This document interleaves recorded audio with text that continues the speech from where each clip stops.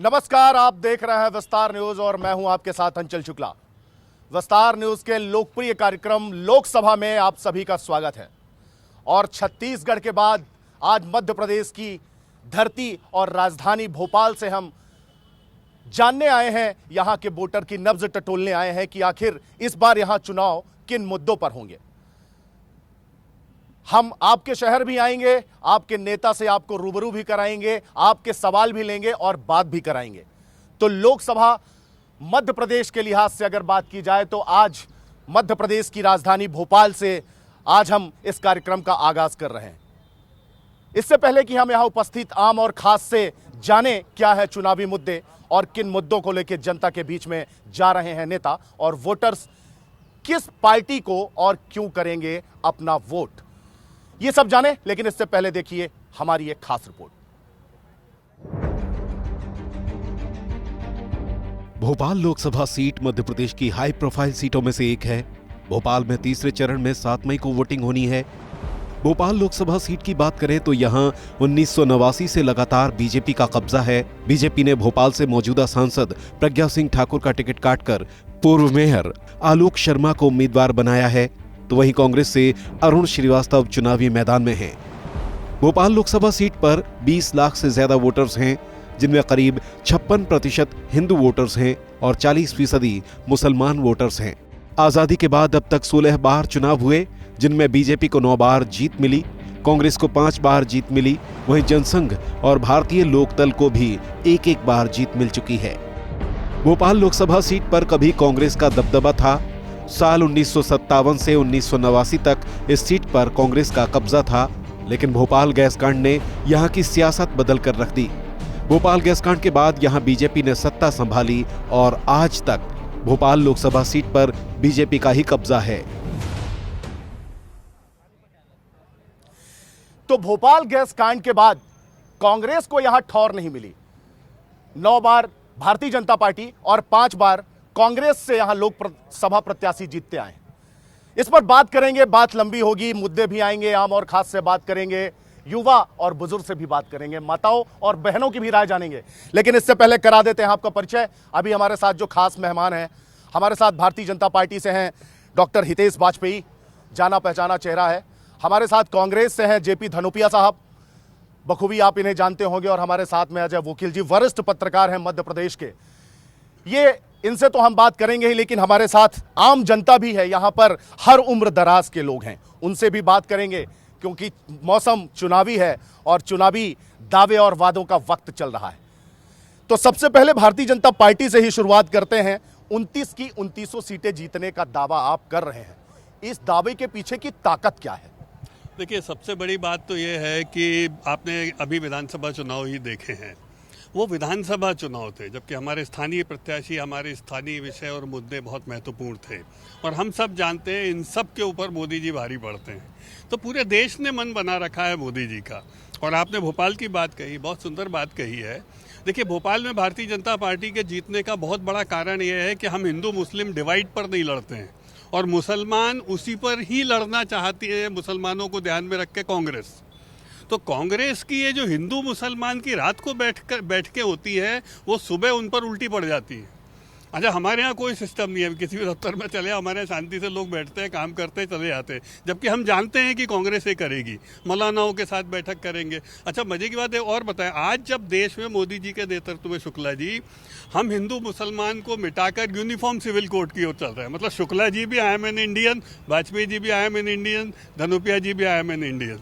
तो ये आके सिखाते हैं कि नहीं, हम पर्सनल लॉ को मजबूत करेंगे। तो ये पर्सनल लॉ को मजबूत करके ही तो पाकिस्तान बना था ना शुक्ला जी।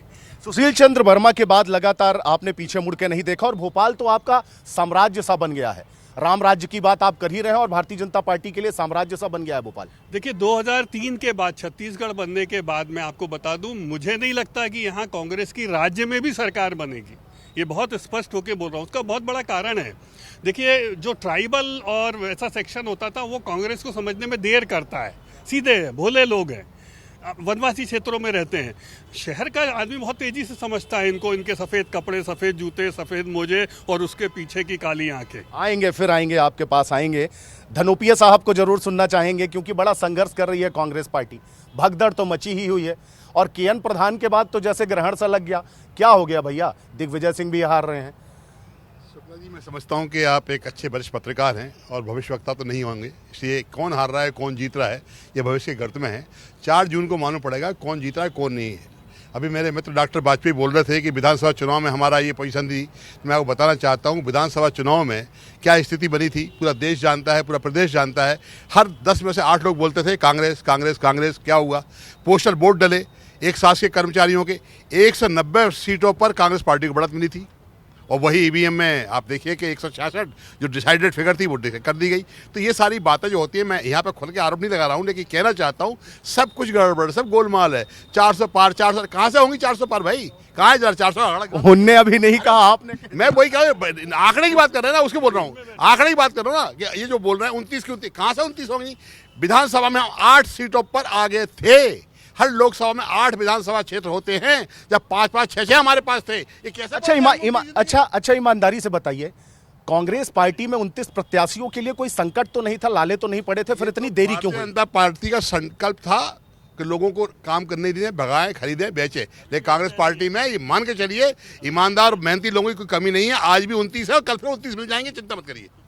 वरिष्ठ पत्रकार हैं, उनकी भी राय ले लेते हैं। आप दोनों लोगों की बात से वो कितने सहमत हैं? भारतीय जनता पार्टी कितनी तेजी से चुनाव प्रचार कर रही है? आदिवासी क्षेत्रों में लगातार प्रधानमंत्री नरेंद्र मोदी, अमित शाह और राजनाथ केंद्रीय नेतृत्व टूट पड़ा है।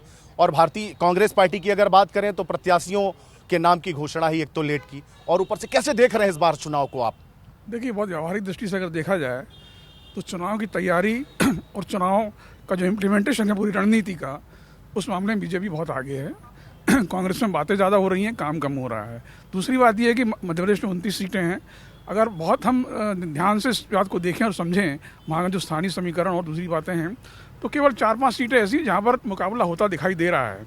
हालांकि कांग्रेस सीटें जीत जाएगी इसका कहना मुश्किल है। मेरा अपना आकलन ये है कि पिछले लोकसभा चुनाव के अंदर केवल 3 सीटें ऐसी थी जहाँ पर 1 लाख से अंदर फैसला हुआ था, जिसमें 2 सीटें बीजेपी जो है वो 1 लाख से कम वोटों से जीती थी, और छिंदवाड़ा की सीट जो थी वो मात्र 37,000 से हारी थी। तो सवाल ये कि 2-4 सीटें ऐसी हैं जो उनको मैनेज करना है। बाकी सीटों का जीत का अंतर तो इतना ज़्यादा है कि 1 लाख, 2 लाख, सिर्फ 5 लाख तक का है। तो वो तो उस गैप को भरना कांग्रेस के लिए तो बहुत मुश्किल है। इवन राजगढ़ की जो सीट है जहाँ से दिग्विजय सिंह लड़ रहे हैं, दिग्विजय सिंह बहुत बड़ा नाम है, इसमें कोई शक नहीं है, बड़े नेता भी हैं, उनका प्रभाव क्षेत्र भी है राजगढ़। लेकिन पिछला जो उम्मीदवार जो उन्हीं की पसंद का उम्मीदवार था, जो मोना सुस्तानी, जो अब बीजेपी में चली गई हैं, वो 3.25 लाख वोटों से हारी थी। तो जाहिर है कि और लगातार ये बीजेपी की जीत का अंतर बढ़ता जा रहा है राजगढ़ में, तो इसको रिवर्स करना उनके लिए बहुत आसान काम नहीं। कह तो रहे दिग्विजय सिंह 77 का हो गया हूँ, आखिरी चुनाव है मेरा, राजगढ़ की जनता से अपील कर रहे हैं भैया एक बार जिता दो। निश्चित रूप से इमोशनल कार्ड दो बड़े नेता मध्य प्रदेश में खेल रहे हैं। दिग्विजय सिंह, उन्होंने कहा मेरा आखिरी चुनाव है, और कमलनाथ कह रहे हैं कि भाई ये जो है आप मुझे समझो, मेरे बेटे की जगह मुझे समझो कि मुझे आप वोट दे रहे हैं। अगर ये इमोशनल कार्ड चल गया, जिसकी कि अब संभावना कम लगती है, लेकिन अगर चल गया तो हो सकता है कि 20-25 हज़ार से सीटें दोनों निकल जाए कांग्रेस की, वरना बहुत मुश्किल है। आम जनता के पास चलते हैं जहां से ये तय होगा कि 400 पार या 29 की 29। आम जनता से ही समझ लेते हैं, क्या लगता है आपको किन मुद्दों पर इस बार मतदान होने वाला है? देखिए, मोदी जी का जो नेतृत्व थे पूरे देश के अंदर, वो मोदी जी ने जो भारत का स्वाभिमान बढ़ाया है, तो हर हिंदुस्तानी के मन में ये है कि मोदी जी की सरकार आना चाहिए। क्योंकि वो देख रहे हैं, चाहे सड़क मार्ग से देखें, चाहे रेल मार्ग से देखें, चाहे डिफेंस के अंदर देखें, मोदी जी ने देश को इतना सशक्त बना दिया है कि हर व्यक्ति, और राम मंदिर का मुद्दा हो, धारा 370 हो, ऐसे अनेक, अभी मैं आपको गिनाऊंगा तो कम से कम 15-20 मिनट लग जाएंगे। अनेक ऐसे मुद्दे हैं जो कि देश को और देश की जनता को, युवा को, महिलाओं को, सबको प्रभावित करते हैं। और जो मोदी जी कल्याणकारी योजना है, उसकी वजह से पूरी जनता और खास तौर से भोपाल संसदीय क्षेत्र के लोग तत्पर बैठे कि कब 7 तारीख आए, और हम बहुत जोर से ईवीएम का बटन दबाएं, और इतनी जोर से ईवीएम का बटन दबाएं कि वो 400 पार चले जाए। धनोपिया साहब, मैं आपसे जानना चाहूंगा, आप पूछेंगे इनसे कि कांग्रेस की भी कुछ योजनाएं इनको याद है, या मैं ही पूछ लूं आपकी तरफ से? जी देखिए, कांग्रेस की योजनाएं तो मुझे बहुत अच्छे से याद है। जब मैं सन 82 और 84 की बात करूं तो मुझे गड्ढे बहुत अच्छे से याद है। रात को बिजली चली जाती थी, मैं छोटे छोटे बच्चों को ले आके, घर में मेरे छोटे छोटे घर लोग थे, उनको ले आके रात के 2 बजे बाहर बैठ जाता था और पूरे मोहल्ले के लोग मुझसे आके बोलते थे, तो हम लोग सब एक दूसरे को पंखा, फिर बाद में हमने एक डोली बना ली, वो चरवा बोलते हैं ना, तो मोहल्ले के 8-10 बच्चे जिनके घर में डिलीवरी हो जाती वो लोग चलाते थे और हम लोग वहाँ पे जाके बैठते थे। तो इस तरीके से कांग्रेस के ज़माने की ये बातें मुझे अच्छे से याद है और शाबाना प्रकरण भी मुझे अच्छे से याद है। बहुत कुछ जानते हैं आप, भाजपा और कांग्रेस दोनों को बहुत अच्छे से जानते हैं। आपने भी कई बार मतदान किया बाबूजी, क्या देख रहे हैं आप पहले और अब की सरकारों में, कितना अंतर देख रहे हैं? और इस बार जब आप मतदान करने जाएंगे तो दिमाग में आपके कौन से मुद्दे हैं जिस पर आप वोट करेंगे? बेरोजगारी, सबसे पहला बेरोजगारी, महंगाई, और जिस देश में 80 करोड़ लोग अनाज पे पल रहे हो, उस देश का भविष्य क्या होगा, ये सोच में होगा, दिमाग में होगा। और सबसे बड़ी चीज़ है कि फ्री का 5 किलो मत दो और रोजगार दो। रोजगार नहीं दे रहे और 80 करोड़ लोगों को राशन का जो ढपली पीट रहे हैं, ये नहीं चलेगा। बहुत ज़्यादा भ्रष्टाचार और लूट, केदारनाथ का कुंटलों सोना गायब कर दिया। सप्तऋषि की उज्जैन में जो बनी महाकाल जी के यहाँ मूर्तियाँ चाइना मॉडल लगवाए और देश के अंदर धर्म को नहीं छोड़ा, समाज को नहीं छोड़ा। ये सोच कर ही हम वोट देंगे जो भी हो। वाजपेयी जी के पास एक बार आना पड़ेगा। बड़ी बात कही है इनने, पब्लिक है, सब जानती है, बहुत प्रचलित गाना है, बहुत सुना होगा आपने। बड़ी बात कह रहे हैं, भ्रष्टाचार की बात कर रहे हैं, बेरोजगारी की बात कर रहे हैं और कह रहे हैं जब हम वोट करने जाएंगे तो ये हमारे दिमाग में होगा। 80 करोड़ लोगों को फ्री राशन आप दे रहे हो, ये हमारी दिमाग में होगा। हमें राशन मत दो, 5 किलो मत दो, हमें आप रोजगार दो। देखिए, सुनने में बहुत अच्छा लगता है लेकिन तथ्य हो तो मज़ा आता। हम लोग तो सब तथ्य के विद्यार्थी हैं। एक मूर्ति बता दे जो चाइना से बनी हो, क्या मनोहर कहानियाँ पढ़ते हैं और उसके बाद आके सवाल करते हैं? अच्छा नहीं लगता ना साहब, खराब लगता है। फिर उसके बाद आप बता दो केदारनाथ जी के सोने की बात, आप भी जानते हो, आप तो बहुत सीनियर पत्रकार हो, ये भी फिर मनोहर कहानियाँ लेके आए। ऐसी बातें नहीं करना चाहिए शुक्ला जी। आप याद करिए केदारनाथ की त्रासदी क्या थी और आज केदारनाथ जी का धाम क्या हो गया, मत भूलिए इस बात को। तो आप देखिए, कोई भी व्यक्ति जो अच्छा काम कर रहा है शुक्ला जी, उसको ऐसे डिमीन करोगे मनोहर कहानियों के आधार पे, तो इस देश में कोई नेता नहीं बनेगा। फिर मनोहर कहानियां हैं, आपके जो आरोप है ये मनोहर कहानियां हैं। आपसे भी जरूर धनुपिया जी मैं जानना चाहूंगा, राम मंदिर का आमंत्रण कांग्रेस ने ठुकराया। आपके पार्टी के अच्छे अच्छे नेता भारतीय जनता पार्टी के संघोलिए राहुल गांधी दौरे कर रहे हैं, आदिवासी क्षेत्रों में भी जा रहे हैं, क्या देख रहे हैं आप, क्या असर पड़ेगा? मैं डॉक्टर वाजपेयी जी की बातों का जवाब देना चाहता हूं कि महानवर कहानियों के किस्सों को नहीं सुनाया जाना चाहिए। अरे भाई, जुमले सुनाने चाहिए। 15 लाख आएंगे, 2 करोड़ नौकरियां मिलेंगी, सारी चीज़ें होंगी, इन सब बातों को बोलना चाहिए। ये बेचारे वोटर जो हैं, ये गरीब लोग, ये ईमानदार लोग हैं, सच बोल रहे हैं। आज देश के अंदर कहाँ है महंगाई, कहाँ है बेरोजगारी? एक आदमी आज इस मध्य प्रदेश के अंदर आज भी 55 लाख लोग रिकॉर्ड पर बेरोजगार हैं। महंगाई चरम पर है। आप देखिए हालत क्या है। तो राम मंदिर का निमंत्रण सेकंड मुद्दा है, सेकंड मुद्दा है।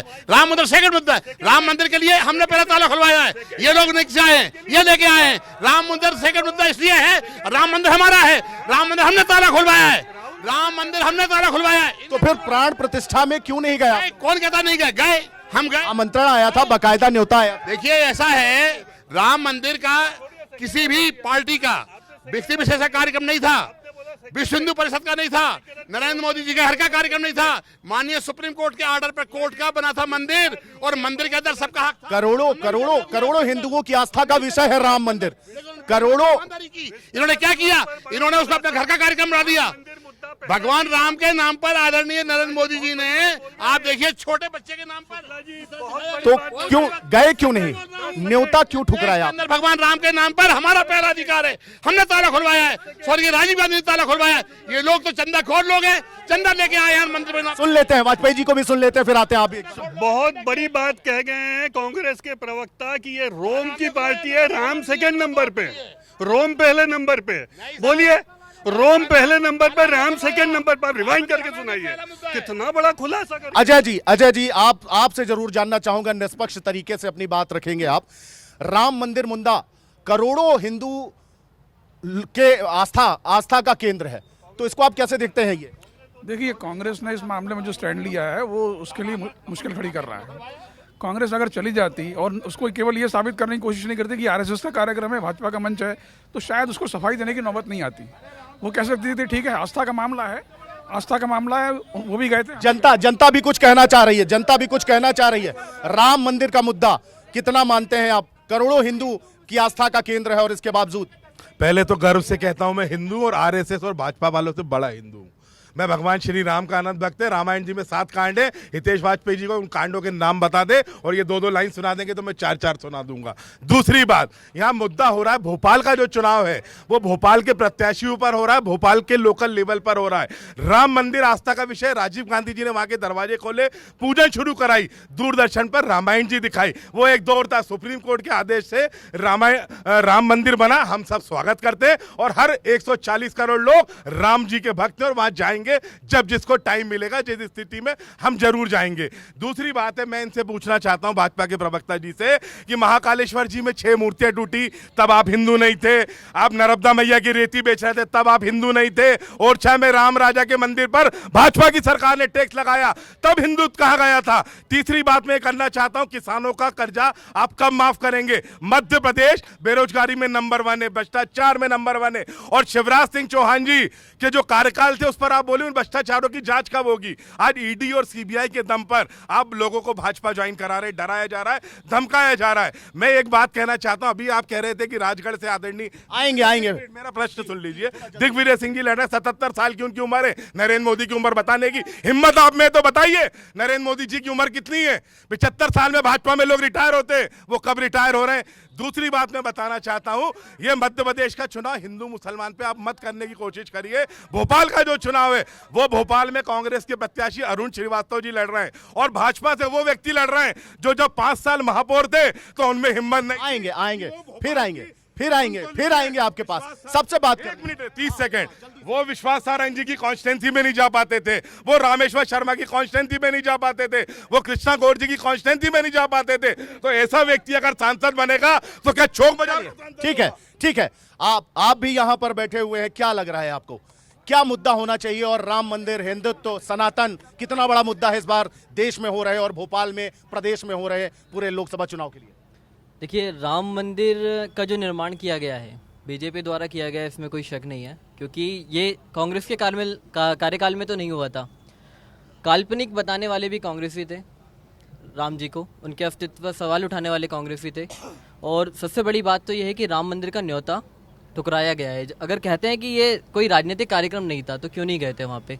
और सनातन को मिटाने की बात, जब राहुल गांधी जी यात्रा निकालते हैं संपूर्ण देश में, तो सनातन को मिटाने की बात होती है उसमें। तो क्या इस बार जब वोट डालने जाएंगे तो ये मुद्दा होगा कि आपने आमंत्रण ठुकरा दिया? देखिए, ये मुद्दा तो जरूर होगा। अगर विकास की बात करेंगे तो विकास का भी मुद्दा है। क्या कश्मीर की हालत आप देख सकते हैं, पहले क्या थी और आज की हालत क्या है? विकास ऐसा तो नहीं है विकास नहीं हुआ है, रोड कितने डेवलप हो रहे हैं। और दूसरी चीज ये कि विजन जिसके पास नहीं, विकास सतत प्रक्रिया है। कांग्रेस ने अपने समय पे जो बन सका। कुछ युवा है, कुछ कहना चाह रहे हैं, हाँ बताएं।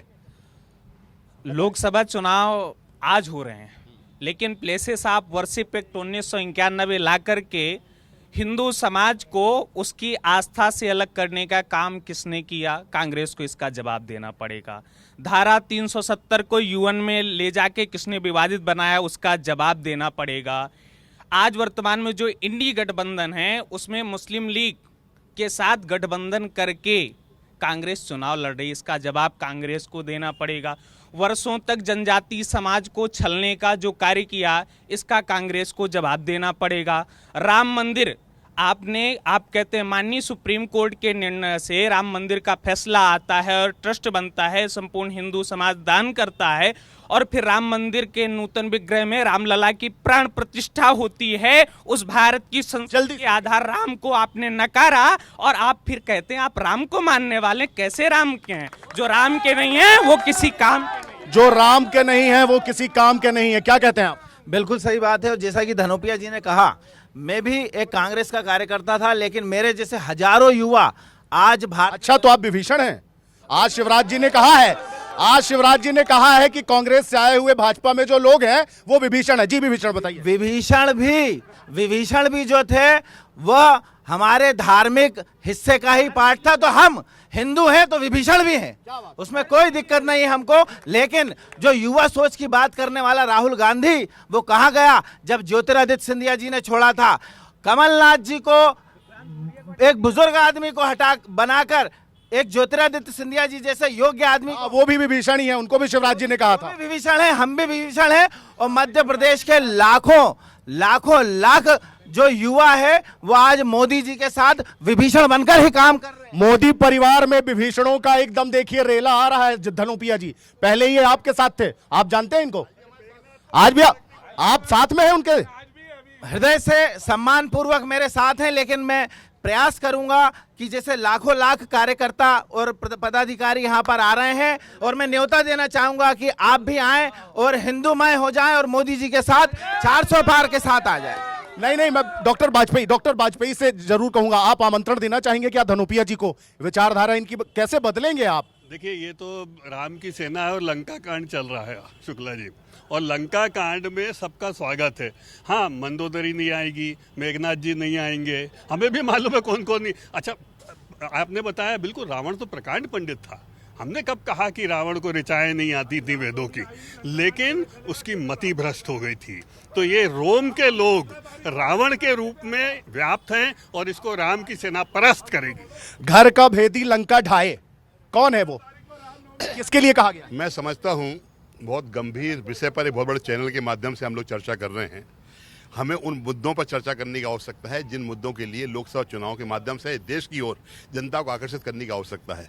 आज जो धार्मिक वातावरण है, सद्भाव है, मैं भी हिंदू हूँ, मैं भी भगवान की पूजा करता हूँ, सबसे पहले पूजा करता हूँ, उसके बाद घर से निकलता हूँ। हम सब हिंदू हैं, उसमें कोई बात नहीं है ना। लेकिन सवाल ये कि युवाओं को रोजगार कब देंगे आप? युवा से याद आया, पहले राहुल गांधी पे आरोप लगते थे कि लोगों से नहीं मिलते थे, अब आपके जीतू पटवारी पे आरोप लग रहा है कि नहीं मिलते। लोग कहते हैं क्यों? दोनों ही आरोप गलत है। ये लोग जो है क्या है, आरएसएस एक बहुत बड़ा संगठन है, मैं मानता हूँ, और बड़ा झूठ बोलने में माहिर है। जोर से बोलो, बार बार बोलो, लगातार बोलो, उस प्रक्रिया का अंग है ये कि वो नहीं मिलते थे, नहीं मिलते थे, बाकी सब मिलते हैं। आप चलिए, मैं जीतू पटवारी अभी मिला देता हूँ आपको। आदरणीय अध्यक्ष, मेरी तो मुलाकात हो जाती है, आपके कार्यकर्ता। कौन? मेरे कार्यकर्ता मेरे साथ चले, सब लोग मिलते हैं। मैं यहीं से आ रहा हूँ, आधे घंटे पहले उनके साथ मीटिंग में था, इसलिए ये सब बातें उड़ाने वाली हैं। जल्दी से अपनी बात। मैं आपको एक घटना बताता हूँ। अभी शहडोल में आए थे राहुल गांधी जी, चेर युवा, आप युवा की बात कर रहे हैं साहब, उनकी गाड़ी में तेल नहीं भरा है हेलीकॉप्टर में जीतू भाई ने। रात को उनको जबरन पैसे नहीं दिए, पता है आपको? फिर क्या हुआ पता है आपको? वो शहडोल से छिंदवाड़ा नहीं गया, छिंदवाड़ा वाले शहडोल नहीं आए, और ये मिलने की बात करते हैं। ना कमलनाथ उनसे मिले, ना दिग्विजय सिंह उनसे मिले, ना राहुल गांधी की इच्छा हुई कि वो चले जाते वहां तक। ये तो हाल है राहुल गांधी का। शहडोल रुके और उनने महुआ भी खाया। आपने कभी महुआ खाया है? बिल्कुल, हम तो गांव के पृष्ठभूमि के लोग हैं। जब सुबह निकलते थे तो महुआ की बातें देखते थे, बीनते थे, खाते थे, अच्छा सभी को लगता है। एक गरीब आदमी के टेस्ट को देखने के लिए राहुल गांधी जी ने अपने टेस्ट को लिया है, तो सम्मान किया आदिवासी लोगों का, आदिवासियों के सम्मान बढ़ाया, आदिवासियों के साथ खड़े हुए हैं, इतना काम किए। इन जैसे लोग थोड़ी हैं कि राम कुछ के नाम पे बोलते हैं और करते कुछ और। अच्छा, लेकिन देखिए, कांग्रेस की लंका ढहाने के लिए विभीषण सब होली है भाजपा के साथ। ये सब हमारे भाई हैं, ये सब वक्त आने में हमारे साथ ही खड़े होंगे। आज भी दिखा रहे हैं ये, लेकिन ये वोट डालेंगे तो हाथ पे ही वोट लगाएंगे आप। लेकिन विभीषण का बाकायदा भगवान राम ने फिर राज्याभिषेक भी किया था, तो क्या करेंगे जो ये ले आ रहे हैं विभीषण आप कांग्रेस से? देखिए, राम के काज में जो सहयोग करेगा वो इस देश पर राज करेगा। लिख लीजिए आप, इबारत है, मजबूत इबारत है, और हमें गर्व है ऐसे लोगों पे। हम तो साहब गिलहरी हैं, वानर हैं, लेकिन हमारे लिए तो विभीषण भी बहुत पूज्य हैं। हमें तो रावण को परास्त करना है। इस भगवत धरती पर रावण राज तो नहीं रहेगा, चाहे कुछ करो, बिल्कुल नहीं रहेगा। जो राम का वो देश का, ऐसा कहना। अब चलिए, हमारे साथ कुछ युवतियां, उनसे भी बात कर लेते हैं। भोपाल लोकसभा में इस बार चुनावी मुद्दे क्या होने चाहिए? जब आप वोट डालने जाएंगी तो आपके दिमाग में वो कौन सी बातें होंगी जिसको लेकर आप वोट करेंगी? सबसे पहले रोजगार, उसके बाद मंदिर मस्जिद बनते रहेगा, रोजगार चाहिए। रोजगार अगर देंगे तभी वोट जाएगा जी। तो क्या आपको लगता है इस बार भारतीय जनता पार्टी जो दावे कर रही है 400 पार, कांग्रेस को एक सीट के भी लाले पड़े हैं, छिंदवाड़ा सीट फंसी हुई सी लग रही है जो एक थी? पहले मैं वो पूरे एनडीए गठबंधन की बात है।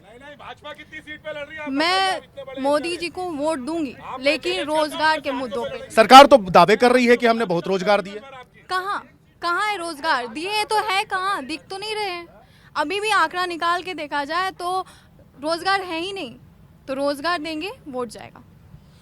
रोजगार की बात, रोजगार के दावे भारतीय जनता पार्टी ने मध्य प्रदेश में 18 वर्षों में सबसे बड़ा मुद्दा रोजगार ही है और इसीलिए हम लगातार युवाओं से ही बात कर रहे हैं। आप भी उनकी बात से वास्ता रखती हैं क्या कि जो सबसे बड़े मुद्दे हैं वो कहीं ना कहीं रोजगार ही है? क्या लगता है भारतीय जनता पार्टी कितनी सफल रही है इसमें? सर, रोजगार के मामले में तो सफल नहीं है। युवा मतलब मध्य प्रदेश में देखा जाए तो युवा बेरोजगारी ही है। महंगाई और बेरोजगारी एक बड़ा मुद्दा है। आप क्या करती हैं? मैं कंटेंट राइटर हूँ सर। क्या लगता है आपको कि राम मंदिर बड़ा मुद्दा है या बेरोजगारी बड़ा मुद्दा है? बेरोजगारी बड़ा मुद्दा है। बेरोजगारी बड़ा मुद्दा है। मध्य प्रदेश की जनता है, ये भोपाल लोकसभा के ये वोटर्स हैं जो कह रहे हैं। मैं आपको बार बार बता रहा हूं, भोपाल लोकसभा सीट में 20 लाख वोटर्स हैं। अपने दर्शकों को भी बताना चाहता हूं मैं, 20 लाख वोटर्स हैं और जिसमें 56% हिंदू हैं, 40% मुसलमान हैं और 4% में अन्य हैं। वो 20 लाख वोटर्स भारतीय जनता पार्टी के प्रत्याशी और कांग्रेस के प्रत्याशियों के भाग्य का फैसला करेंगे और वो फैसला किसके पक्ष में आता है ये तो नतीजों के साथ ही तय हो पाएगा। यहां पर 7 मई को मतदान होने हैं और ऐसे में सबसे बड़ी बात यह है कि भारतीय जनता पार्टी पिछले 7 पंचवर्षीय यानी 35 वर्ष बहुत बड़ा समय होता है, यहां पर काबिज है और कांग्रेस पार्टी को अभी भी इस बात की दरकार है कि उसका प्रत्याशी यहां पर जीते। पिछली बार प्रज्ञा ठाकुर को यहां की जनता ने अपना जनादेश दिया था और इससे पहले दिग्विजय सिंह भी भोपाल से चुनाव लड़ चुके थे लेकिन उन्हें भी हार का सामना करना पड़ा था। राजनीति के चाणक्य कहे जाते हैं दिग्विजय सिंह और इस बार राघवगढ़ लौटे हैं। जनता से अपील कर रहे हैं कि 77 वर्ष का हो गया हूं, ये मेरा आखिरी चुनाव है, इसके बाद चुनाव नहीं लड़ूंगा। और भारतीय जनता पार्टी है कि जीतने वाले प्रत्याशियों को दोबारा रिपीट ही नहीं कर रही है। लगातार सुशील चंद्र वर्मा के बाद अगर बात की जाए, कैलाश जोशी जरूर 2 बार इस दौरान बीच में 2 बार सांसद रहे थे भोपाल से, लेकिन इसके बाद आलोक संजर के बाद प्रज्ञा ठाकुर के बाद अब फिर से आलोक शर्मा को टिकट दिया गया है जो कि भारतीय जनता पार्टी के वरिष्ठ नेता हैं और यहां से महापौर भी रह चुके हैं। पिछला बीता विधानसभा जो चुनाव था वो भी हारे थे लेकिन पार्टी ने उन्हें एक बार फिर से विश्वास जताया है और लोकसभा का प्रत्याशी बनाया है। तो क्या ऐसा मान लिया जाए कि भारतीय जनता पार्टी की टिकट यानी जीत की गारंटी? बताइए धनोपिया जी। भाजपा का टिकट भाजपा के टिकट की नहीं, भ्रष्टाचार की गारंटी है। मध्य प्रदेश के अंदर जो हालात बने हुए हैं आज किसी छिपे हुए नहीं है। आप देखिए, आरटीओ के नाम पर एक सड़क पे व्यक्ति खड़ा होता है और भाजपा के जिलाध्यक्ष को हड़काता है और जिलाध्यक्ष के साथ होता है और बाद में मालूम पड़ा वो खुद फर्जी होता है। ये सरकार चल रही है तो भाजपा की सरकार है तो भ्रष्टाचार की गारंटी है। मोदी जी की भी गारंटी चल रही है। मोदी जी गारंटी तो 15 लाख कहाँ गए, 2 करोड़ लोगों के कहाँ गए, मकान कहाँ 20 लाख के, वो गारंटी कुछ नहीं है। हाँ, रोज अच्छी नई ड्रेस पहनने की गारंटी है मोदी जी की, मैं मानता हूँ। अजय वकील जी के यहाँ पर पक्ष जानना बहुत जरूरी है संक्षिप्त में, जल्दी से फिर हम आम जनता के बीच में चलेंगे और देखेंगे राम जरूरी है या रोजगार जरूरी। देखिए, रोजगार का मुद्दा जो है स्थायी मुद्दा है। 1951-52 के चुनाव में ही रोजगार मुद्दा था। 2050 में अगर चुनाव होंगे तो रोजगार का मुद्दा रहेगा क्योंकि ये मुद्दा समय सापेक्ष है। महंगाई, बेरोजगारी और इस तरह के तमाम मुद्दे, ये तो स्थायी मुद्दे हैं। अमेरिका में बेरोजगारी मुद्दा है और यूके में भी है, तो इसलिए इसका कोई भगवान भी अगर उतारा है तो इसका कोई स्थायी समाधान कोई नहीं कर सकता है। आबादी बढ़ेगी तो ये समस्याएं बढ़ती चली जाएंगी। लेकिन भारत का अगर चुनाव का विश्लेषण आप करेंगे 2 चीज़ें मायने रखती हैं। पहला तो चेहरा, दूसरा है एक इमोशन इशू, एक भावनात्मक मुद्दा। अगर ये दोनों चीज़ें क्लब हो जाती हैं तो वो पार्टी जीत जाती है। पहले शुरू से लेकर अब तक इस चुनाव का विश्लेषण करके आप देख लीजिए।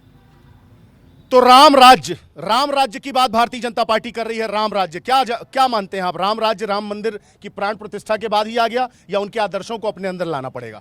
नहीं, निश्चित रूप से राम के आदर्शों को जब तक हम आत्मसात नहीं करेंगे तब तक राम मंदिर बनने से या उनके निर्माण होने से कुछ नहीं होगा। और मैं कहना चाहूँगा कि या भाजपा आदरणीय प्रधानमंत्री मोदी जी ने कोई विशेष कार्य नहीं किया है राम मंदिर बना के। उन्होंने वो कार्य किया है जो पूर्वज नहीं कर पाए, जो 70-75 सालों की सरकार नहीं कर पाई, जो हमारे पूर्वज राजा महाराजा नहीं कर पाए, वो कार्य हमारे आदरणीय प्रधानमंत्री जी ने किया है। और जहां तक रोजगार की बात है, निश्चित रूप से भारत में ही नहीं विश्व में बेरोजगारी की समस्या बढ़ रही है।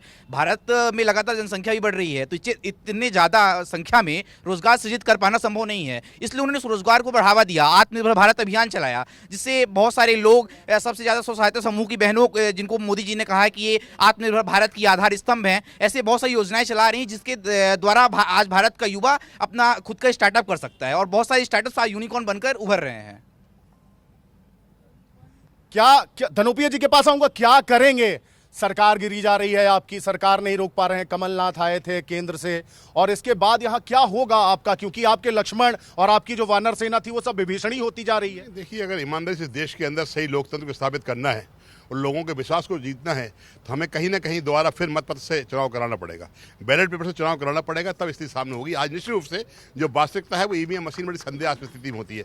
संदेहास्पद स्थिति होती है कि आप देखिए कुछ जगह छोड़ दी जाती है और वो कर जाता है। मैंने आपको मध्य प्रदेश का उदाहरण दिया, जब शासकीय कर्मचारी जो चुनाव ड्यूटी पर थे, उनने जो वोट डाले उसमें 190 विधानसभा पर बढ़त थी कांग्रेस की, और ईवीएम में 66 पे लाख खड़ा कर दिया। तो ये सारी चीजें संदेहास्पद है, कहीं कुछ नहीं है। निश्चित रूप से जो चीज शुरू होती है वो खत्म। तो ईवीएम अगर खराब है तो हिमाचल और कर्नाटक क्यों जीत रहे हो? तो छोड़ा जाता है, यूपी में हमें जीता जाता है, दिल्ली में हमें ये करना होता है, यही तो छोड़ा जाता है जानबूझ के, ये खेल करा जाता है। अच्छा, मतलब ये खेल तय है, तो फिर ये वोटिंग क्यों होती है? फिर वोट ना करवाएं, फिर तो सीधे 400 की बात, वो गिनती इसलिए की है, सेटअप हो चुका है पूरा, तैयारी, सौदेबाजी। आपको क्या जानकारी है, बता दीजिए, क्या सेटअप जम चुका है? मैं कह रहा हूँ ना, सब सेटअप जम चुका है इनका पूरा। जम गया है तो उसका खुलासा, ये मोदी जी 400 ला के दिखाएंगे आपको, क्यों? खेल हो चुका है, विश्वास है।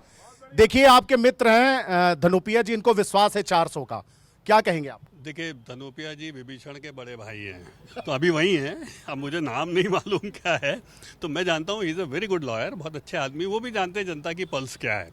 और देखिए क्या होता है कि अब जनता भी समझती है, सब हार जाओ तो बोलो आंगन टेढ़ा है, ये कोई बहुत अच्छी बात नहीं है।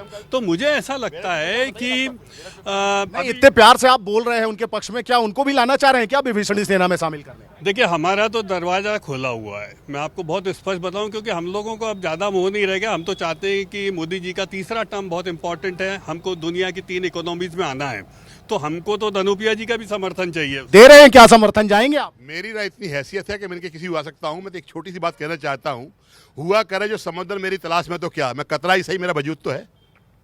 बड़ी बात कह रहे हैं, वजूद है। क्या कह रहे हैं आप बहुत देर से कुछ कहना चाह रहे हैं, जरूर आपके पास आऊंगा मैं। क्या कहना चाह रहे हैं आप, बताएं जी। धनोपिया जी, हमारे भाई साहब, मैं आपसे एक निवेदन करना चाहता हूं कि राष्ट्रीय स्वयंसेवक संघ कोई राजनीतिक पार्टी नहीं है, कृपया इन सब विषयों से उसको दूर रखें। दूसरी बात, आप जो बात कर रहे हैं ईवीएम और बैलेट पेपर की बात करें, आप पहले टाइमिंग पे जोर दीजिए। आप ईवीएम भाई साहब, नहीं ठीक है, आपके पास भी आएंगे, बात करना, आप उनसे बात करना। मेरा दूसरा भाई साहब आपसे ये प्रश्न है कि बैलेट पेपर और ईवीएम को लेकर जो आप भ्रमित कर रहे हैं, ये भ्रमित मत करिए। ईवीएम में ऐसे कोई सेटिंग नहीं होती कि मैं 400 पार चला जाऊंगा या 800 पार चला जाऊंगा। आप हिमाचल भी जीते, कर्नाटक भी जीते, तभी किसी भाजपा नेता ने ईवीएम पे प्रश्न नहीं उठाया, पर आपने नहीं। भाई साहब देखिए, भाई साहब नहीं, भाई साहब मैं उस विषय को नहीं कह रहा हूँ। और मैं आपसे ये भी कह रहा हूँ, आज जो बैलेट पेपर कर रहे हैं, बैलेट पेपर पे वोट डालने में समय लगता है और 60% से ज़्यादा वोटिंग कभी नहीं होती बैलेट पेपर से। ये आप नहीं करते, ये भ्रमित है। और आप अभी आप ये मानिए कि आप मध्य प्रदेश के अंदर जनता के बीच नहीं पहुंच पाए, जितना पहुंचे आप सिर्फ मीडिया के माध्यम से पहुंचे। आप खुद घर घर पैदल चल के देखिए। क्या क्या क्या क्या करते हैं? मैं स्वयं सेवक हूँ भाई साहब। अच्छा जी, हाँ बताइए। मेरा कांग्रेस से ये प्रश्न है कि आज देश में आप सब माहौल देख रहे हैं कि कांग्रेस जो एक भ्रष्टाचार आम पार्टी है, उसके साथ गठबंधन से जुड़ी हुई है। ऐसा इनका क्या कारण है? जो सुप्रीम कोर्ट, हाई कोर्ट तक भ्रष्टाचार बोल चुका है, उसके बाद भी ये उनके साथ खड़े, ऐसा क्या कारण है जो उनके साथ खड़े? मुझे कांग्रेस से उसका उत्तर चाहिए। जवाब दीजिए भाई, जनता के बीच से प्रश्न आया है, बताइए। अच्छा प्रश्न है भाई।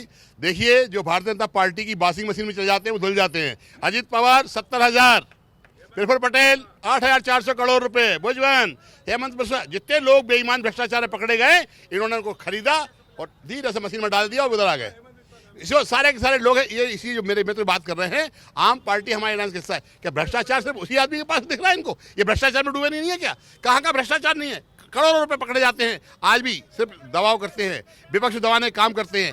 चुना हुआ मुख्यमंत्री आपको चुनाव के दौरान ही अंदर करने की आवश्यकता पड़ रही है। अरे चुनाव का इंतजार कर लेते, हमारे बैंक खाते सीज कर दिए गए, चुनाव के बाद कर देते। ये दबाते हैं, चाहते हैं लोकतंत्र खत्म हो जाए। इस देश में लोकतंत्र को खत्म करने वाली पार्टी का नाम है Bharatiya Janata party. Washing machine की बात कर रहे हैं, वॉशिंग मशीन। शुक्ला जी, मैं तो सारी बातें मान ली इनकी, मतलब इनने मान लिया था जो जेल जा रहे हैं भ्रष्टाचारी हैं, बस भाजपा में नहीं जा रहे हैं। बड़े चतुर है आपके मित्र, देखिए कितने।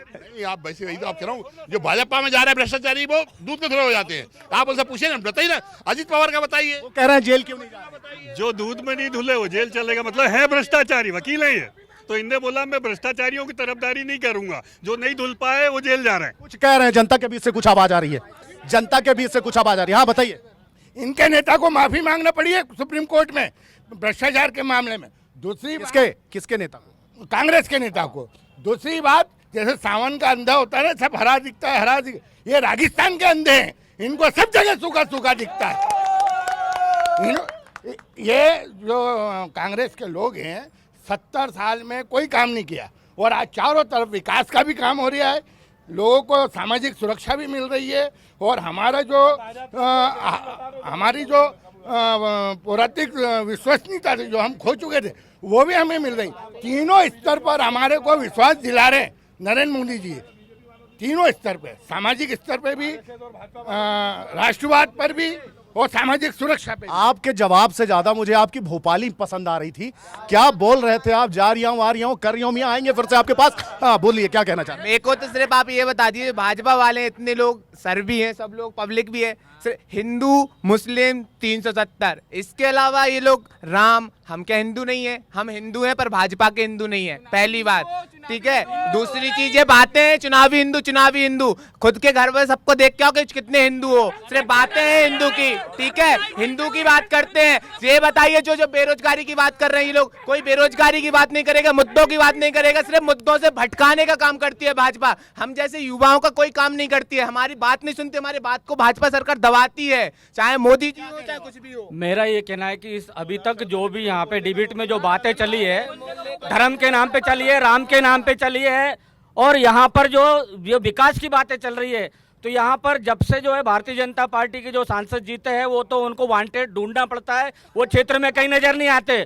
दूसरी बात मैं ये कहना चाह रहा हूँ कि इस देश के अंदर में भारतीय जनता पार्टी ने इतना विकास किया है कि इनके लोग दलित आदिवासियों के ऊपर खुलेआम मूत रहे हैं, उनके साथ बलात्कार कर रहे हैं। देश के अंदर में जो देश का संविधान के अंतर्गत में ये लोकतंत्र है, डॉक्टर बाबा साहब अम्बेडकर के संविधान से ये देश चलता है, उसी नरेंद्र मोदी जी के सामने दिल्ली के अंदर में भाजपा के इशारों पे संविधान के पेज जलाए गए, तब मोदी जी की आंखें क्या बंद थी? ठीक है, ठीक है, ठीक है, ठीक कहना है आपका। हाँ, क्या कहना चाह रहे हैं? ये लोग 84 की बात नहीं करते, दिल्ली की 89 90 कश्मीर की बात नहीं करते। क्यों नहीं करते कश्मीरी पंडितों की बात? क्यों नहीं करते? ये लोग सीए पे बात नहीं करते, ये बताइए ना, आप क्यों नहीं बात करते? इन चीजों से पीछे क्यों बात? भाई धनोपिया जी, मैं आऊंगा आपके पास ये इसका जवाब लेने के लिए। पूछिए क्यों नहीं कर रहे? सज्जन कुमार के बाद जगदीश टाइलर को सजा हुई है, इन पे क्यों नहीं बात करते? ये कहना चाह रहे हैं, फिर एक बार बाबूजी कुछ कहना चाह रहे हैं, भाई सुन लेते हैं इनका। हाँ भाई, वरिष्ठ आदमी। बीजेपी ने पीडीपी के साथ सरकार बनाई, महबूबा मुफ्ती के साथ क्यों बनाई? आतंकवादी है वो लोग, उनके साथ ये सरकार बनाएंगे तो इनका ठीक ठाक है।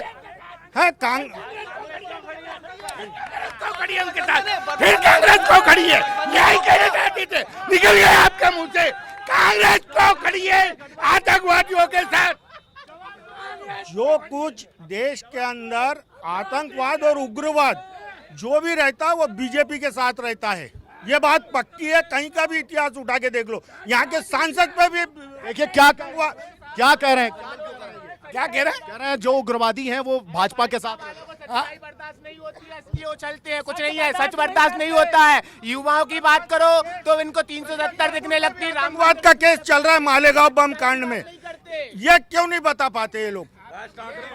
ये अगर ये इतने हिंदूवादी है, थोड़े से मान लेते हैं, केरल क्यों चलेगा इनके नेता? राष्ट्रीय नेता केरल क्यों चले गए अपनी पुश्तैनी सीट छोड़ के? एक सोनिया गांधी जी चली गई राज्यसभा में, कोई गांधी परिवार की हिम्मत नहीं हो रही चुनाव लड़ने की। क्या लड़ेंगे ये हाथ और लोग भी पीछे हमारे साथ खड़े, उनसे भी बात करेंगे। हाँ बताइए क्या कहना चाह रहे हैं? एनी राजा इंडिया अलायंस में हैं, उसके खिलाफ वायनाड से चुनाव लड़ने जा रहे हैं राहुल गांधी। एनी राजा ने बोला कि हिंदुस्तान के उत्तर भोपाल के किसी भी उत्तर से ये चुनाव लड़ सकते हैं, लेकिन डर के कारण वहाँ जा रहे हैं क्योंकि ना यूपी, ना एमपी, ना राजस्थान, ना बिहार, कहीं से राहुल गांधी चुनाव नहीं जीत सकते। और वायनाड में भी हुआ तो इस बार राहुल गांधी चुनाव हारेंगे। और एक चीज और मैं बता दूं, अरे आप भोपाल का बताइए, वोटर भोपाल के हैं, बात कर रहे हैं वायनाड की। भी बता रहा हूँ, भोपाल में अभी आपने पूछा था, आलोक संजर ने जब चुनाव लड़ा था तो 3.5 लाख वोटों से चुनाव जीता था। उसके बाद माननीय प्रज्ञा ठाकुर ने चुनाव लड़ा तो 4.25 लाख वोट से चुनाव जीता। और इस बार आलोक शर्मा हमारे 5 लाख वोट से चुनाव जीतने जा रहे हैं। और ये मैं बता, ये भविष्यवाणी देखिए, ये भविष्यवाणी एक हमारे बीच में ये कर रहे हैं। आम आदमी है लेकिन ये जनता के बीच की आवाज है, 5 लाख से जिताने बोल रहे हैं। धनोपिया जी, मैं आपके पास आ रहा हूं एक प्रश्न के साथ कि महुआ जिस तरीके से टपक के, इसी तरीके से कांग्रेस पार्टी, हाँ ये इस तरह की बातें कर रहे हैं, 400 सीटें लाएंगे, 5 लाख से जीत जाएंगे। अभी चुनाव हुआ नहीं, अभी नामांकन भरे नहीं गए, इन्हें पहले ही सब कुछ पता। अरे पिछले आंकड़ों की बात बता दूं मैं आपको, 10 ऐसी सीटें थी, दोगुने मत से जीते थे भारतीय जनता पार्टी के। भाई आप अपनी गलती देखने की बजाय, विधानसभा में 8 ऐसी सीटें हैं जहां कांग्रेस जीती है। छिंदवाड़ा में भाजपा अंडा है, अंडा, एक विधायक नहीं है। आप कैसे ये आकलन कर रहे हैं? 8 से सरकार नहीं बनती ना, 8 से सरकार तो या तो आप मीडिया वाले और ये भाजपा के लोग ही सरकारें बना दे। चुनाव होगा, वोटिंग होगी, 4 जून आएगी। भारत में डेमोक्रेसी है कि नहीं? लात छिंदवाड़ा ही नहीं छोड़ पा रहे हैं। अब लोकसभा भी तो पूरा प्रदेश का नेतृत्व था उनके हाथ में, अब वो क्यों छिंदवाड़ा में सीमित हो गए, बताइए आप। अब मध्य प्रदेश कांग्रेस के अध्यक्ष जीतू पटवारी जी वे पूरे प्रदेश में भ्रमण कर रहे हैं। ऐसे तो मैं भी आपसे कह सकता हूं कि शिवराज सिंह चौहान मुख्यमंत्री थे, आप विदिशा में क्यों घूम रहे हैं, पूरे प्रदेश में क्यों नहीं घूम रहे हैं? आप वो पूछेंगे ये प्रश्न। दूसरी बात, ईवीएम के दम पर इतना मत इतराइए। मैं एक प्रश्न करना चाहता हूं, हितेश वाजपेयी जी जरूर जवाब दिएगा, नवरात्रि का टाइम चला, झूठ मत बोलना। हमारी लाडली बहनों के लिए नरेंद्र मोदी और शिवराज सिंह चौहान ने कहा था 3000 रुपए देंगे, कब मिलेंगे? 6 महीने हो गए। 3100 में धान खरीदेंगे, मध्य प्रदेश की जनता का कब मिलेंगे और कब हमें रोजगार मिलेगा? इस बात का सही जवाब दीजिए। हम जवाब ले लेते हैं वाजपेयी जी से, जवाब ले लेते हैं भैया। एक बहुत इंटरेस्टिंग बात बार बार निकल कर आ रही है शुक्ला जी, ईवीएम की, कांग्रेस की ओर से। और ये बात सच है, आज मैं खुलासा कर देता हूँ विस्तार न्यूज पे। हाँ, हम ईवीएम की दम पर जीतते हैं। आपको पता है ईवीएम क्या है? Every vote for Modi, every vote for Modi.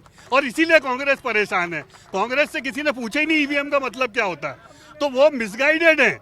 और इसीलिए ये मिसगाइडेड कांग्रेस निराशा और हताशा से गुजर रही है। इनको लगता है ईवीएम मतलब एवरी वोट फॉर मोदी। उनका जवाब तो आया ही नहीं, 3000 कब मिलेंगे, रोजगार कब मिलेंगे? देखिए, उसका जवाब हमारे पास विधानसभा में पूरा आ गया, सब मिलेगा। और आपको पता है 16,000 करोड़ रुपए साल के दिए जा रहे हैं, हर माह की 10 तारीख को पैसा मिल रहा है।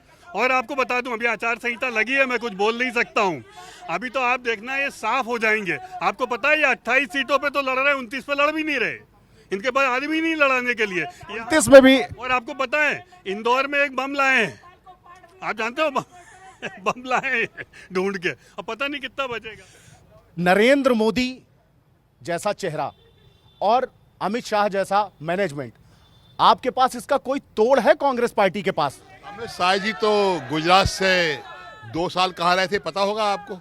कोई केस वेस चला था तो स्थिति मालूम होगी। तो इतने बड़े लोग हैं, सारे हथकंडे जानते हैं। मैं तो अपने मित्र से पूछना चाहता हूँ, 3100 में धान की कब खरीदी होगी, 2700 में गेहूं की कब खरीदी होगी, 450 रुपये में सिलेंडर कब होगी, 3000 रुपये का कब इनको मिलेगा लोगों को, बहनों को? ये इमोशनल वोट की बात करते हैं। इन्होंने ईवीएम का बात कर रहे हैं। ईवीएम की जगह अगर एक बार साहस है, मैं आपको चुनौती देता हूँ, डॉक्टर वाजपेयी साहब चुनौती देता हूँ, किसी सूरा खड़ा कर दो, मत पर से चुनाव करा लीजिए, जीत जाओगे, हम गुलामी करेंगे आपकी जिंदगी भर के लिए। नहीं, वो तो कह रहे हैं दरवाजा खुला है, गुलामी की जरूरत नहीं, आइए कंधे से कंधा मिला के काम करें। भ्रष्टाचार में डूबे हुए लोग हैं हम। मैं अभी बसी मशीन में जाने लायक आदमी नहीं हूँ, मैं बिल्कुल निष्पक्ष हूँ और ईमानदारी से निष्कलंक हूँ। हाँ, बताइए जल्दी। इन्होंने मजाक करते हुए अमित शाह जी पे टिप्पणी करी, अच्छी बात नहीं है। तो आप जवाब उसी शैली में सुन लीजिए। मैं इनके सारे सवालों का जवाब दे दूंगा जिस दिन राहुल गांधी शादी कर लेंगे। भाई देखिए, मुद्दे व्यक्तिगत हो चले हैं। राहुल गांधी जी शादी उस दिन कर लेंगे जिस दिन देश के प्रधानमंत्री अपनी पत्नी अपने साथ रख लेंगे। ये तो भाई, ये तो गजब ही हो गया। ये तो क्या बताइए, आपको क्या लगता है देश में वास्तव में क्या मुद्दे होने चाहिए इस बार? किस तरीके की वोटिंग होनी चाहिए? युवाओं को, बेरोजगारों को, इन सब चीजों को जो बात कह रहे हैं जनता के बीच से जो आ रही, उपलब्धियां भी कम नहीं है। राम मंदिर जैसा प्राण प्रतिष्ठा का मुद्दा, हिंदू राष्ट्र, सनातन, देखिए, सबसे बड़ा मुद्दा तो ये है कि देश को अच्छा नेतृत्व कौन दे सकता है। कोई दमदार लीडरशिप जो है वो सबसे बड़ा मुद्दा है, ऐसा मेरा मानना है। और आज की तारीख में मोदी का कोई विकल्प नहीं है। भले ही आप किसी पार्टी की विचारधारा के हों, वो अलग बात है, लेकिन ये चुनाव राष्ट्रीय नेतृत्व के लिए हो रहा है, स्थानीय मुद्दों को लेकर नहीं हो रहा है। सड़क, नाली, गली और इस तरह के जो रोजगार एक मुद्दा है निश्चित रूप से, लेकिन सिर्फ रोजगार पर ही चुनाव नहीं हो रहा है। सबसे बड़ा मुद्दा यही है कि देश को मजबूत नेतृत्व कौन दे सकता है, क्योंकि जो वैश्विक परिस्थिति है आज दुनिया भर की, उसमें देश को मजबूत नेतृत्व की जरूरत है। ये पहला मुद्दा है। दूसरी बात, और रामलला वाला जो राम मंदिर वाला मुद्दा है, वो एक इमोशनल मुद्दा है जो सारे हिंदुओं को आंदोलित करता है। अब मान करके चलिए कि इस चुनाव में बहुत बड़े पैमाने पर कांग्रेस का वोट बीजेपी की तरफ शिफ्ट होगा। तो क्या हैट्रिक लगाएंगे इस बार मोदी? अभी आप लोग कुछ कह रहे थे, क्या कह रहे थे? बोल रहे हैं मोदी जी ने कुछ नहीं करा। आयुष्मान कार्ड बनाया, प्रधानमंत्री आवास योजना बनाई। इस मोहल्ले के अंदर आप जय दिग्विजय सिंह जी का कार्यालय था, जो शोरूम जो खुला हुआ है, यहीं से जा रहे थे, आज तक नहीं दिखे। आज घर घर आप देखो, हाथ उठवा के आप देख लो कितने लोगों के आयुष्मान कार्ड है। आज गरीब घर का आदमी बड़े से बड़े, अमीर से अमीर बंसल जैसे हॉस्पिटल के अंदर अपना इलाज करवा रहा है, वो भी मोदी जी के कारण। वो चीज इनको नहीं दिख रही है। झुग्गी का रहने वाला आदमी मल्टी के अंदर जाकर वो चीज नहीं दिख रही है इनको। तो बताइए, क्या इस बार क्या हैट्रिक तय है? हैट्रिक पक्की है, हैट्रिक पक्की है। वो 400 तो हमने तसल्ली, क्या हो सकता है 500 भी आ जाए, क्योंकि इनके कर्म ऐसे हो गए हैं कि इनको कोई पूछ ही नहीं दिया। 500 भी आ सकती है। अनाज देकर, 5 किलो अनाज देकर क्या जनता को गुलाम बनाना चाहते हो जिंदगी भर? रोजगार क्यों नहीं देते? उनका हक अधिकार क्यों नहीं देते? हैट्रिक पार क्या होती है? ईवीएम से मत, ईवीएम बंद करके। चलिए, ये तो बातें बहुत हो गई, इसके अलावा कुछ नहीं। एक सवाल है मेरा कांग्रेस से कि कांग्रेस के पास कौन नेता है जो पीएम कैंडिडेट है? पप्पू तो नहीं बनेगा। नहीं, ये हाँ, बताइए, जल्दी बताइए। मैं ये पूछना चाहता हूं कि जब कांग्रेस को देश की संवैधानिक संस्थाओं पर भरोसा नहीं है, वो कह रहे हैं ईवीएम में मोदी ने सेट कर लिया, तो अब चुनाव क्यों लड़ रहे हो? मुख्य चुनाव आयुक्त राजीव कुमार ने ठीक ही कहा था, वफा खुद से नहीं होती, खता हमारी कहते हो। आपका ये हाल है, यानी आपने पहले ही आत्मसमर्पण कर दिया, हार मान चुके हो। आपने बहुत अच्छी बात बोली। शर्म आती है मुझे हिंदुस्तान में मैं रहता हूं और मेरे देश का मुख्य चुनाव आयुक्त शायरी सुना रहा है। मैं ये प्रश्न करना चाहता हूं, मैं आपसे प्रश्न करता हूं भाजपा से कि ये किस तरह का आप लोग बात कर रहे हैं, शायरी सुना रहे हैं? ईवीएम सेट है या नहीं, इस पर ये बताइए कि अगर चुनाव आयुक्त का काम क्या है। आज इंडिया गठबंधन के सारे राजनीतिक दल टाइम मांग रहे हैं, उन्होंने टाइम तक नहीं दिया, और चुनाव आयुक्त जी को टाइम देना चाहिए और बैलेट पेपर से चुनाव ये आपकी आवाज ये देखिए, इतने युवा एक साथ 1 सुर में मोदी, इसी तरह से एक साथ हमारी ईडीसी मोदी जिन्हें इनको हिंदुस्तान में रहने जिनको हिंदुस्तान में अगर जिनको हिंदुस्तान में अगर शर्म आती है, तो एक देश पूरे संसार में एक ऐसा देश है जहाँ सनातन जिंदा है, लोग जिंदा है, तो इनको हिंदुस्तान छोड़ देना चाहिए। जाइए आप पाकिस्तान, इनको पाकिस्तान भेजो, पाकिस्तान भेज दो। मैंने ये कहा कि मुझे ये शर्म आती कि हमारे चुनाव आयुक्त जी शायरी बोल रहे हैं। देश का इंडिया गठबंधन समय मांग रहा है, आप हमें समय दीजिए। ईवीएम को लेकर हम वार्तालाप करना चाहते हैं, वो कब समय देंगे हमें बताएं, ये जवाब दे वाजपेयी जी हमें। सिर्फ भाजपा वालों का आवाज दबाने का काम है, वो कुछ नहीं कर सकते। मोदी मोदी चिल्लाने से हो क्या रहा? कुछ भी कर लो। युवाओं की रोजगार की बात नहीं करेंगे, मोदी मोदी चिल्लाएंगे, राम जय श्री राम। हम भी जय श्री राम बोल सकते हैं, पर हम युवा हैं, हमें मुद्दों की बात करनी। तो आपको जय श्री राम बोलने में कोई आपत्ति है? जय श्री राम, हम जय जय श्री राम सबसे ज्यादा यही बोलते हैं। जीतू पटवारी जी ने आप रोजगार की बात कर रहा हूँ, रोजगार है, लेकिन जो करना नहीं चाहते। मैं ऑटो चलाता हूँ, 1000 रुपये पर डे कमाता हूँ, नहीं तो मेरे साथ चलो, मैं कम रोजगार मिलेगा रोज, मैं कमाता हूँ 1000 रोज।